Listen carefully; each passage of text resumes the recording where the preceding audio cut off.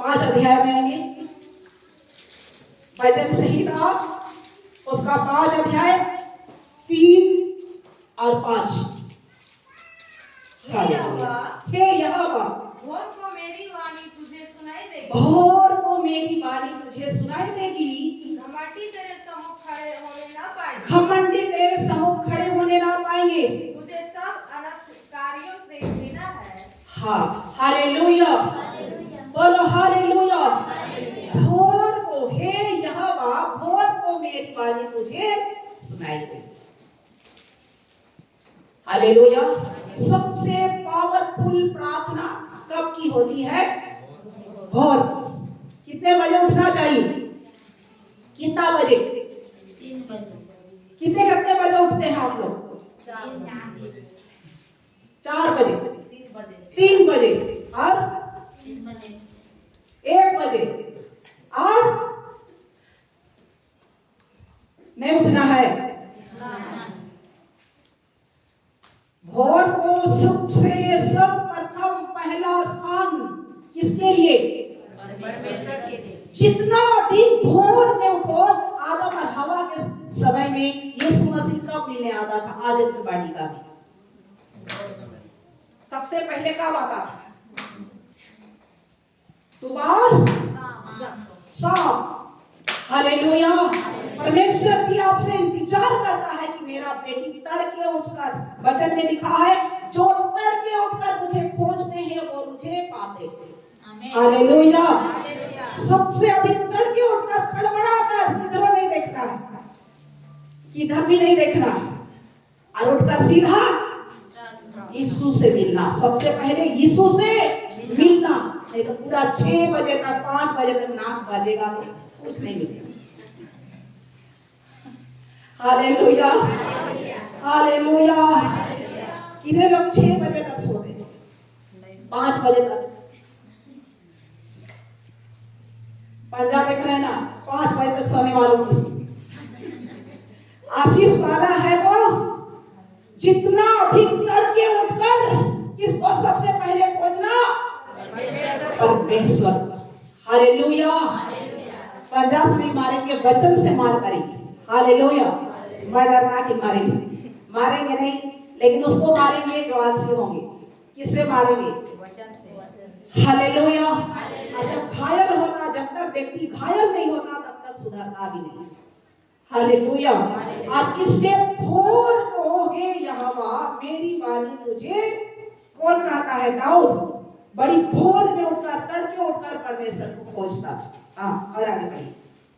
मैं भोर को प्रार्थना करके तेरी बाट जोहूंगा। भोर को ही प्रार्थना करके तेरी बाट जोहूंगा।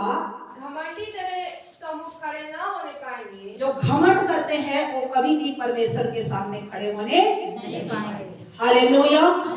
आज देखते हैं ना, बहुत सारा थोड़ा भी परमेश्वर को लोग जान जाते हैं, या कुछ लीडिंग करने जान गए, कुछ आराधना अगुवाई करने जान गए, थोड़ा मोड़ा वचन का ज्ञान हो गया तो क्या करते हैं? बड़ा पास्टर बनने की कोशिश करते हैं। करते हैं बड़ा पास्टर, नाम कमाना। नाम कौन देगा? परमेश्वर देगा। लेकिन खुद से नाम कमाने की कोशिश करते हैं तो जो घमंड करते हैं, जो थोड़े भी मिल गया उस चीज में लोग घमंड करते हैं, तो घमंडी लोग परमेश्वर की उपस्थिति में खड़े होने नहीं पाए। इसलिए बहुत सारे लोग विश्वास में गिर जाते हैं, भटक जाते हैं। बहुत सारे सेवक लोग भी गिर जाते हैं, पास्टर लोग भी बैठ जाते हैं। क्यों? क्योंकि थोड़ा ही चीज में घमंड करने लगते हैं। Hallelujah, hallelujah. और इसलिए तभी घमंड करो जब आप परमेश्वर में पूरी रीति से मजबूत हो गए। और यीशु में ही हमें घमंड करना है। कोई अपने धन पर नहीं, ना कोई अपने पैसे पर, ना कोई आपके घर पर, ना कोई और किसी काबिलियत पर हमें किसी को भी घमंड नहीं करना है। हालेलुया। हमें घमंड करना है तो सिर्फ परमेश्वर, जिस परमेश्वर का विश्वास तो पाए। हालेलुया। आपका नाम रोशन करने वाला कौन है? परमेश्वर। खुद से हम अपने बल और ताकत के द्वारा कुछ भी नहीं कर सकते। हाँ, आगे बढ़ेंगे। परंतु मैं तेरी अपार करुणा के कारण, परंतु मैं तेरी अपार आऊंगा, मैं तेरा भय मानकर मैं तेरा भय मानकर तेरे पवित्र मंदिर की ओर दंडवत करूंगा। तेरे पवित्र मंदिर की ओर क्या करूंगा? दंडवत करूंगा। हालेलुया। मैं तेरे अपार करुणा के कारण तेरे भवन में आऊंगा। कौन कहता है? दाऊद। और ये वचन किसके लिए है? हमारे लिए। बोलो मेरे लिए। हालेलुया। कई लोग परमेश्वर का किया हुआ करुणा को, उपकार को भूल जाते हैं और परमेश्वर का भवन में आकर उसको दंडवत करना, स्तुति करना, आराधना करना उसके मन से निकल जाता है। हालेलुया। लेकिन जानो कि करुणा और अनुग्रह आपको मिला है, तभी आप और हमें जीवित श्वास प्रतिदिन मिलता है। हालेलुया। ये हवा जो चल रहा है, जिस सांस को हम ले रहे हैं और छोड़ रहे हैं, अपने नाक को 1 मिनट बंद करके देखो। सब लोग नाक में उंगलियां रखें। कितना मिनट जीवित रह सकते हैं? रह पाएंगे बिना श्वास को? अपार करुणा परमेश्वर करता है। इसलिए सप्ताह में 1 दिन आकर परमेश्वर के मंदिर में आकर मैं क्या करूंगा? कहता है दाऊद, दंडवत करूंगा, उसका धन्यवाद करूंगा। हाँ। परंतु जितने तुझ पर भरोसा रखते हैं, जितने तुझ पर भरोसा रखते हैं, वे सब आनंद करें। वे सब क्या करें? आनंद करें। जितने तुझ पर भरोसा रखते हैं सब क्या करें? आनंद करें। आनंद करें। हालेलुया। आप सुने हैं, जो विश्वास करता है, परमेश्वर के साथ चलता है, परमेश्वर के घर में रहता है, परमेश्वर का आराधना में रहता है, वो व्यक्ति को कहीं आप सुने हैं कि वो रोते रहता है? नहीं। वो दुख में रहता है? उसके घर में कोई कष्ट होता है?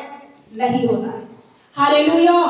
जितने लोग परमेश्वर का घर में हमेशा दंडवत करते हैं, परमेश्वर का उपस्थिति में हरदम बने रहते हैं, सब क्या करते रहते हैं? आनंद करें, जय जयकार करते रहते हैं, धन्यवाद करते हैं। उसके घर में कभी भी आनंद की घटी नहीं होती है। हाँ। वे सर्वदा ऊंचे स्वर से गाते रहेंगे। वे सर्वदा ऊंचे स्वर से क्या करते रहेंगे? गाते रहेंगे। क्योंकि तू उसकी रक्षा करता है। क्योंकि तू ऐसे भाई बहन का क्या करता है? रक्षा करता है। हाँ। और जो तेरे नाम के प्रेमी है, जो तेरे नाम के प्रेमी है, तुझ में प्रफुल्लित हो। तुझ में प्रफुल्लित हो। आमीन। आमीन। सब लोग किसका प्रेमी है? यीशु का प्रेमी।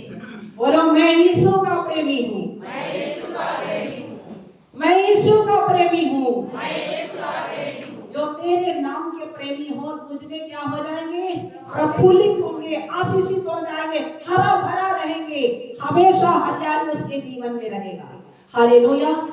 और आपको जानना है कि देश प्रेमी किसको कहते हैं? देश प्रेमी कौन लोग होते हैं? बॉर्डर में रहने वाले। हालेलुया।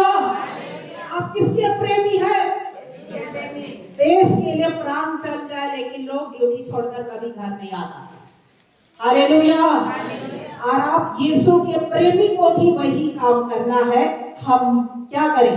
जीवन का सफर, अंतिम श्वास जब तक ना मिट जाए, तब तक हम यीशु का प्रेमी बने रहे। हालेलुया। प्रेमी और प्रेमिका, ये संसारिक चीज गलत रीति से भाई बहन को देखा जाए, कोई अलग अलग रिश्ता जोड़ दिया है, जिसको मम्मी पापा क्या करते हैं?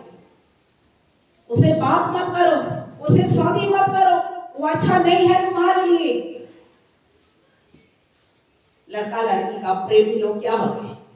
एक दूसरे के लिए फांसी लगा लेंगे या जहर डाल लेंगे अपने अंदर में। क्यों? क्योंकि लोग उससे अलग होना नहीं चाहते। और इसलिए आप कौन है? किसका प्रेमी है? यीशु का प्रेमी। इसलिए हमें यीशु का प्रेमी लोग को भी इसी में जीना और इसी में मरना है। और ऐसे लोग जो यीशु मसीह के प्रेमी हो, तुझ में, प्रभु यीशु मसीह में प्रफुल्लित हो, मतलब हमेशा हमेशा आनंदित हो, आशीषित हो और परमेश्वर के लिए हमेशा हरा भरा हो। हालेलुया। परमेश्वर को महिमा। 11-12। क्योंकि तू धर्मी को आशीष देगा। क्योंकि तू किसको आशीष देगा? धर्मी को आशीष देगा। हे यहोवा, हे यहोवा, तू उसको अपने अनुग्रह रूपी ढाल से घेरे रहेगा। तू उसको अपने अनुग्रह रूपी ढाल से घेरे रहेगा। हालेलुया। और इसलिए परमेश्वर ने आपको क्या बनाया है? धर्मी। बोलो, मुझे धर्मी बनाया है। मुझे धर्मी बनाया है। अपने सीने पर हाथ रखकर बोलो, गर्व से मुझे परमेश्वर धर्मी बनाया है। मुझे परमेश्वर धर्मी बनाया है। Hallelujah, hallelujah, hallelujah. और इसलिए धर्मी व्यक्ति को परमेश्वर अपने अनुग्रह रूपी ढाल से क्या करे रहेगा? ढाले रहेगा, घेरे रहेगा। कोई भी समस्या आपके अंदर, गोली आए, बारी आए, अंधी आए, तूफान आए, तंत्र आए, मंत्र आए, वो ढाल, वो कवच बनकर परमेश्वर आपके आगे खड़ा है। हालेलुया। और एक वचन फिर से पढ़ देंगे, भजन संहिता 25 उसका 14। यहोवा के भेद को वही जानते हैं, यहोवा परमेश्वर का भेद को वही जानते हैं उससे डरते हैं, और वही अपनी वाचा उन पर प्रकट और वह अपनी वाचा उन पर प्रकट करता है। हालेलुया। यहोवा परमेश्वर का भेद को कौन लोग जानते हैं? उस परमेश्वर का भेद किस पर प्रकट करता है? जो उसका भय मानता है। हालेलुया। आप ग्रेजुएशन किए हुए लोग को, डिग्री पाए हुए लोग को यहाँ पर लाकर खड़ा करो, मुंह बंद हो जाएगा, बोल पाएगा? लेकिन यहोवा का भेद को कौन बोलेगा? अनपढ़ गंवार लोग भी बड़ी सामर्थ के साथ, जो परमेश्वर से डरते हैं, उसका वचन, उसका भेद उस व्यक्ति पर परमेश्वर प्रकट करता है। हालेलुया। आप क्या सोचते हैं? हम तो ज्यादा पढ़े लिखे नहीं है, हम क्या प्रचार करेंगे? यीशु के चेले लोग कितने पढ़े लिखे थे? कोई नहीं। हालेलुया। लेकिन जो उसका भय मानते हैं, उसका भेद उस पर परमेश्वर प्रकट करता है, उसको इस्तेमाल करता है, उसको आशीष देता है, उसका ज्ञान, उसका ज्ञान का भेद को खुलवाता है प्रभु आत्मिक अगुवाई के द्वारा। हालेलुया। हालेलुया। और वह अपनी वाचा उसी व्यक्ति पर प्रकट करता है। हालेलुया। और इसलिए परमेश्वर का वचन का भेद को, उसकी गहराई को, उसकी लंबाई को, उसकी चौड़ाई को, उसकी आत्मिक बात को यदि जानना है तो हमें क्या करना है? यहोवा का भय मानना है, यहोवा का भय मानना है। अपने बगल वाला को बोलो, यहोवा को भेद को जानना है, यहोवा का भेद को जानना है, उस परमेश्वर का भय मानना है, उस परमेश्वर का भय मानना है। आमीन। आमीन। परमेश्वर